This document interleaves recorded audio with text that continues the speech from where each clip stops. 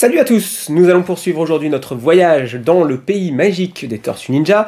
Puisque nous sommes enfin arrivés à la version iComics, je vais vous parler du tome 1 chez iComics ainsi que de l'histoire secrète du clan Foot. Puisque nous avons terminé le tome 0, à savoir les volumes 1, 2, 3, 4 initialement publiés chez Soleil, nous pouvons donc commencer enfin la publication chez iComics. Il s'avère pour la petite histoire que ce tome 1 n'est pas un avantage pour iComics puisque c'est le moins bon pour l'instant, et c'est peut-être ce qui restera le moins bon de tous les volumes de Tortues Ninja, de ce que certains disent. Moi pour l'instant j'en suis là, puisque je les lis petit à petit, et effectivement il est vraiment très mauvais quasiment, et du coup il faut savoir que c'est avec ça que iComics a commencé sa publication, puisque c'est là-dessus qu'ils arrivent, puisque les 4 sont déjà initialement publiés, et donc c'est pas le bon plan, parce que au dessin nous avons Ben Bates, c'est ça.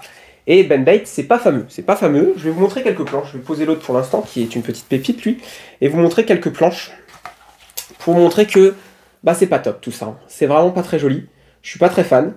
On arrive à un moment où on part sur une histoire qui tient en un volume, donc vous avez tout. Le problème c'est que cette histoire, c'est la moins intéressante de toutes celles qu'on a eues jusqu'à maintenant, puisque nous sommes sur une autre planète, les tortues vont être projetées sur une autre planète pour la défendre face à Krang. C'est le premier affrontement entre les tortues et Krang, premier face à face, et c'est un peu décevant. Il faut dire que pour ce que j'ai lu pour l'instant, Krang est un peu mis de côté, va y avoir un technodrome, certes, ça m'intéresse un petit peu, mais je suis pas très hypé sur tout ce qui entoure Krang, tout ce qui entoure le peuple Ultron, etc. Tout ça, je m'en fiche un peu. Du coup, ce volume-là se concentre uniquement là-dessus. On voit Karai du clan des Foot qui fait quelques petites choses, mais sinon, pas de clan des Foot. Splinter est absent, ce sont juste les tortues qui sont projetées. April et Kazé, eux, essayent de les aider, mais pareil, ils sont dans leur coin. Donc c'est pas très intéressant. Il faut savoir qu'il y a plein de personnages qui sont introduits, donc de cette fameuse planète où ils vont se retrouver, et cette planète, je la trouve pas très intéressante. Je trouve pas les personnages très intéressants, très attachants, très utiles, donc j'ai pas trop aimé. Le seul intérêt, c'est de retrouver un certain personnage qui s'appelle le Fugitoïde. Ça, j'étais très content de le retrouver, vraiment pour le lore des tortues. Quand on connaît l'histoire des tortues avant ce comics-là, le Fugitoïde, c'est quand même quelqu'un de très important dans l'histoire des tortues. Et ça, c'est le point positif. Mais après, la manière dont c'est mis en scène, la manière dont c'est raconté, je suis pas très fan. Donc je vais pas passer énormément de temps sur ce volume 4, qui est donc, je dis 4, c'est 5 en plus. Volume 1, finalement, tome 1 de chez iComics, qui correspond à volume 5. Simplement, soyez indulgents, effectivement, dans le fait que iComics est arrivé au moment où il y avait ça. C'est pas eux qui ont choisi, ils sont arrivés, les 4 premiers volumes ont été édités, et le 5e, c'était ça. Donc certes, c'est nul, c'est vraiment mauvais, mais voilà, il faut voir ça comme un tome 5, pas comme un tome 1. Et du coup, forcément, si vous démarrez par ça, c'est affreux, on va vous dégoûter des tortues, vous allez dire c'est nul, je lis plus jamais ça. Ne lisez pas ça en premier, s'il vous plaît. Et quitte à, si vous voulez pas toute une collection complète, moi j'ai fait ça pendant longtemps, maintenant j'ai complété, je ne l'avais pas acheté. J'avais pas acheté ce tome 1, j'ai commencé au 2. Voilà, je suis de New York, etc. J'avais les 4 premiers, ensuite je reparte au 2 de iComics, et celui-là je l'ai laissé pendant très longtemps de côté. J'ai complété récemment la collection pour pouvoir tout lire, donc je l'ai. Mais voilà, je l'ai vraiment pour compléter. C'est très mauvais, c'est pas bon, il n'y a rien qui va là-dedans, à part que voilà, c'est la continuité des tortues, donc tout n'est pas acheté évidemment, mais je me mets à la place de quelqu'un qui n'est pas fan des tortues comme moi, c'est vraiment une purge ici. Donc voilà, le tome 1, c'est vraiment pas bon du tout. Vous pouvez soit laisser de côté, soit c'est quand même intéressant de lire parce que ça fait avancer.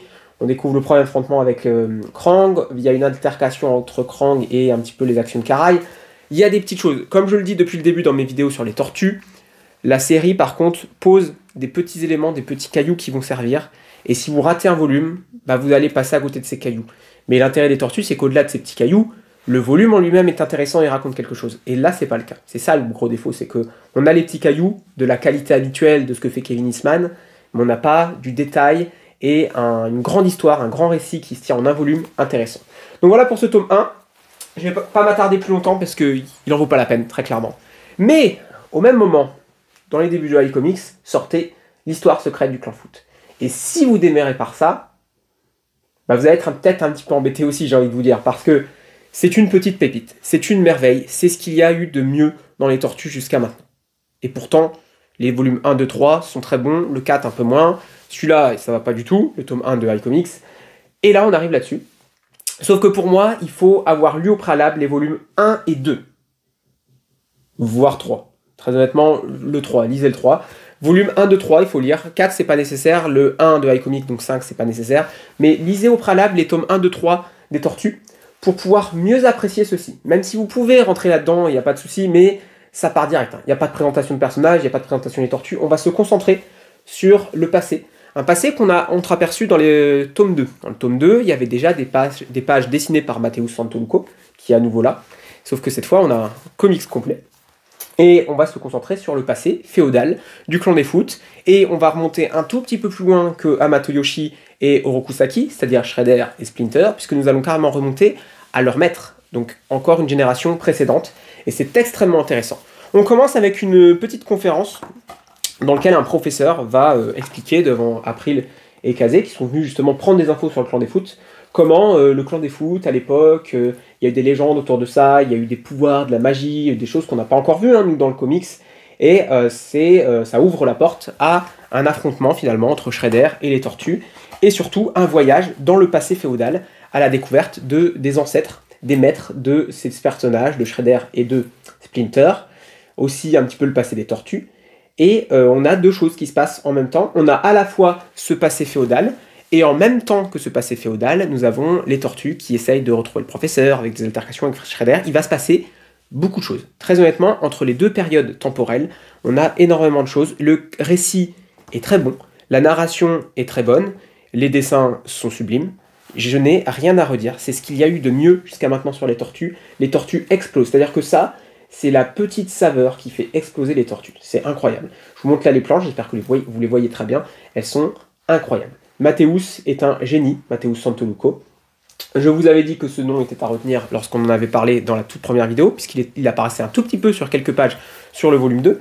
Et bien là, il a son volume complet, et c'est la première vraie apparition sur une grande durée de Matteo Santoluco qui va devenir un petit peu la superstar des Tortues, qui va revenir sur les gros events justement, et il lance un petit peu l'offensive de ce que peut faire les Tortues. C'est-à-dire au-delà des qualités narratives qui étaient déjà présentes au début, dans les premiers volumes, là il est en train de montrer qu'on peut se poser aussi là et aller dans la cour des grands au niveau graphique. Et c'est vraiment incroyable. On retrouve de nombreux persos qui ont été présentés dans les volumes précédents, notamment à l'Opex. Je vous dis pas qui c'est justement, si vous la connaissez pas, eh bien vous le verrez par vous-même. Et puis je vais vous montrer d'autres planches parce que c'est quand même fou, c'est quand même incroyable. Voilà. Ça coûte 14,90, pareil pour l'autre, c'est le prix de base que vont être les Tortues chez iComics, et vraiment je vous le conseille fortement. Il y a vraiment un lore qui est encore plus approfondi.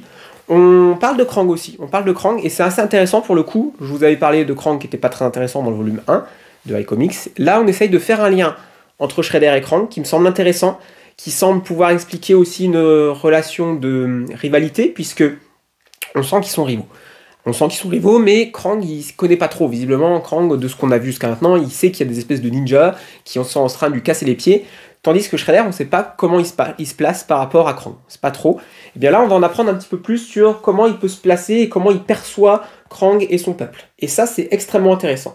Le personnage du professeur qui est mis en avant va peut-être revenir, on ne sait pas trop, ça pose encore de nouveaux personnages, et c'est très bon, c'est très bon. Il y a du lien avec les tomes précédents, puisqu'on voit une rivalité entre Karai et Leonardo, et pareil, c'est dans la continuité, puisqu'il y a vraiment une raison pour laquelle Karai en veut personnellement à Léo, et ça fait rire un petit peu ses frères qui sont en train de dire « Hey, je crois qu'elle est amoureuse de toi, parce que franchement, elle n'arrête pas, elle est tout le temps sur ton dos », mais il y a une raison à ça, et cette raison, elle va arriver juste derrière, dans la chute de New York, donc vraiment, c'est très très très intéressant, c'est très bon, c'est fou parce que c'est vraiment publié comme un hors-série. Mais en fait, c'est la continuité. Pour moi, ça pouvait être le vrai tome 4. Il aurait fallu que ça devienne un tome 4, mais voilà, il s'avère que c'est pas un tome 4, c'est un truc un petit peu hors continuité, dans la continuité, mais hors série classique, c'est-à-dire c'est pas un TMNT numéro 23, etc. Donc du coup, ça a été sorti comme ça.